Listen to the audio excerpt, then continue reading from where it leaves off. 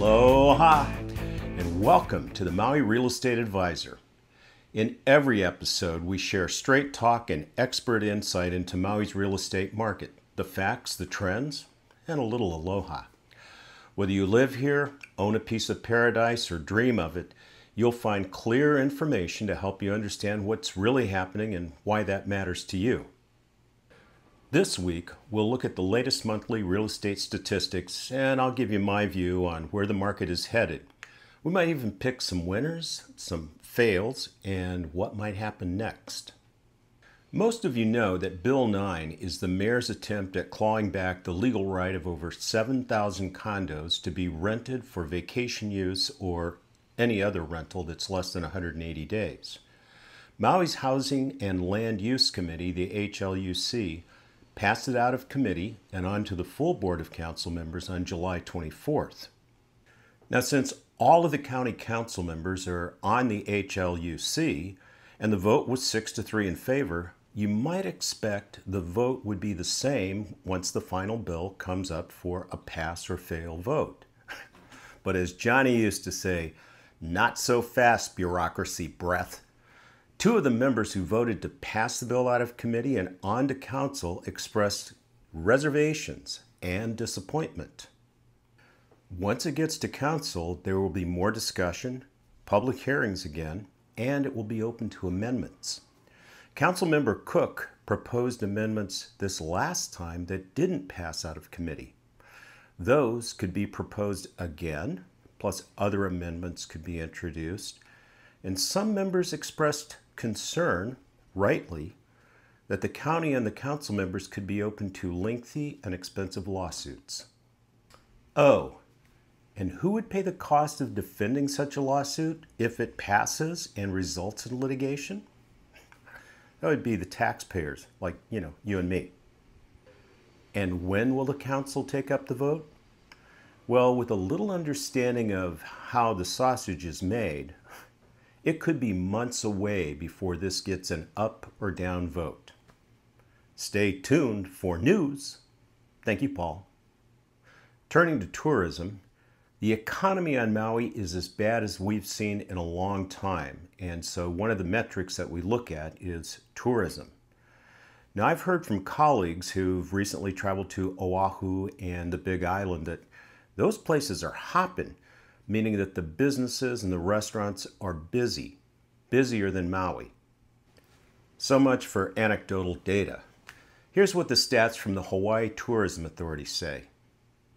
The latest report is June, and the latest State of Hawaii tourism report shows that while statewide visitor arrivals dipped slightly in June, Maui is outpacing the other islands in recovery. Statewide, visitor arrivals were over 850,000. That's down almost 2% from June of 24. Visitor spending was just under $2 billion. That's plus 3%, driven by higher daily spending. The length of stay was just under 9 days. It's down 1%. And compared to 2019, arrivals were at about 90% of pre-pandemic levels. Spending was 20% higher. Yeah, remember we had that inflation thing? Maui had 227,000 visitors arrive. That's up 5% over 2024. Still down 23% from 2019, but that was the highest growth among all the major islands. Spending was a little over $500,000, again up from 2024, and up 7% from 2019. Mai Tais. The average daily spend was just under $300. That's nearly 18% higher than Oahu. And the average stay was just a little bit shorter, just under 8 days. This chart shows you an island-by-island comparison of June of 2025 versus June of 2024. You can see the arrival change, the spending change, and the average daily spend for Maui, Oahu, Kauai, and the Big Island. If you'd like to take a little bit closer look at this chart or any of our charts, Go to our print edition at alohagroupmaui.com, our website, click on blogs, and you'll find all of our charts and statistics. So if Bill 9 continues to keep us guessing as to what's happening, and the national and international economies are anybody's guess, what impact is all of that having on Maui's real estate market? Well, I guess we should look at the numbers. Turning to condos first, in July, condo sales dropped to just 53 condos sold. Since July is usually one of the better sales months in the year, that's not good news for sellers. Pending sales, or condos under contract, also dropped. This is the 5th straight month of declining condo sales or declining condos under contract. Some marginally good news for condo sellers is that inventory also dropped. However, with 863 condos for sale and only 53 sales, that's 16 months of inventory. That keeps us firmly in a buyer's market for condos. Also in the good for buyers category, the median selling price dropped to $675,000. That's only the second time that the median sales price has dropped below $700,000 in the last 12 months. Through the first 7 months of 2025, condo sale prices are down 18.6%, according to the Maui Multiple Listing System. The average selling price is also down 18%. When it comes to condos and a place to live, people often ask me, which is better, West Maui or South Maui? Well, since I lived in Lahaina for almost 20 years, I have an affinity for the west side. However, these days I've gone south and I'm living in Kihei. But I was talking to one of my partners up in West Maui, and she was telling me just how slow things are and how few pending sales there are. So I thought it would be worth looking at a comparison of West Maui versus South. And here's the story that the statistics tell. Now, if your numbers are different, please don't fire me. I'm just reporting the facts. In July, South Maui far outsold West Maui with 28 sales for South and only 15 for West Maui. The number of sales was quite different, and the distribution of sales between short-term rentals and long-term or residential condo units was also interesting to see. South Maui was perfectly balanced with 14 short-term rentals and 14 residential condos sold, whereas West Maui was mostly short-term rentals. Something that seems extremely odd is that the median selling price for both West Maui and South Maui was $705,000. It just seems odd that with that many sales and the distribution between short and long-term rentals, that they could come in at the same price. Now that was the median selling price. South Maui sold more upscale units as demonstrated by the difference between the average selling prices. Over $1 million for South Maui versus $877,000 for West Maui.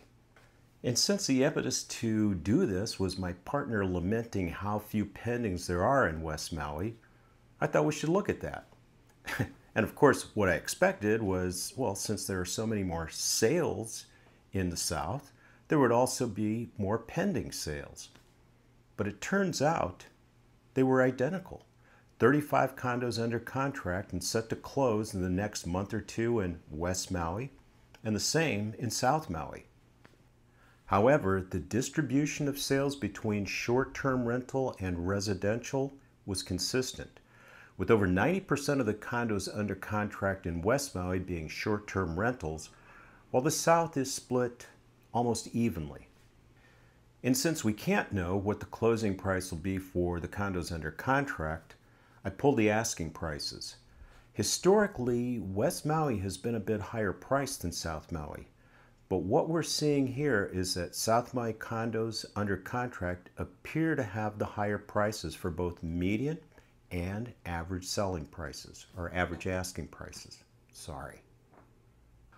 One thing to watch here is that with West Maui and South Maui having the same number of pendings, I would expect the sales for West Maui and South Maui to be similar for the balance of the summer going into the fall.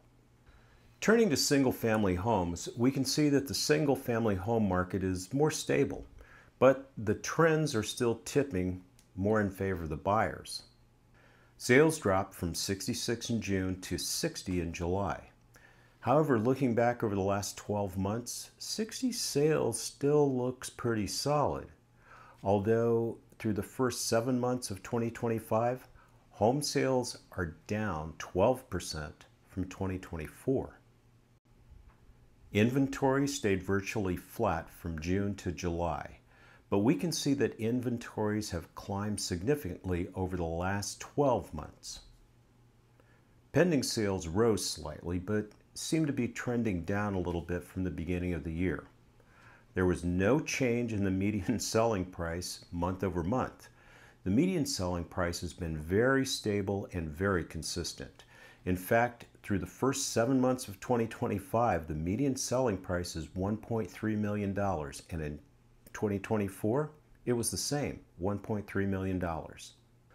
The average selling price dropped to $1,650,000. Now that's a pretty big drop, but when the average asking price is $1.85, well, there are a lot of people who are being priced out of buying a home.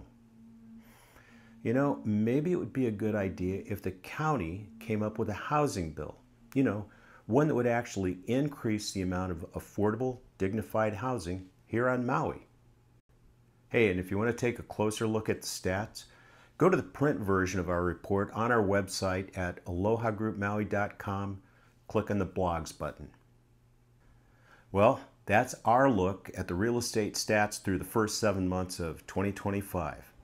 Thanks for tuning in. If you have comments or questions, please drop them below or shoot an email to lee@alohapots.com. I answer every one. And if you like this report, give us a like and maybe send this episode to someone you know who's thinking about Maui. And if you haven't already, subscribe to make sure you don't miss a thing. Oh, and if you know somebody who's thinking about buying, selling, or just, keeping track of Maui real estate, we've got a fabulous team of seasoned, well-trained agents standing by to help you out. That's all for now. So, from the greatest island on earth, this is Lahaina Lee saying, Aloha. Tony Brown produced this podcast. The information provided in this podcast is for educational and informational purposes only. It's not intended as a recommendation to invest in real estate or any other financial asset. We are not financial planners, certified public accountants, or attorneys. You should consult with a qualified professional before making any financial, legal, or investment decisions.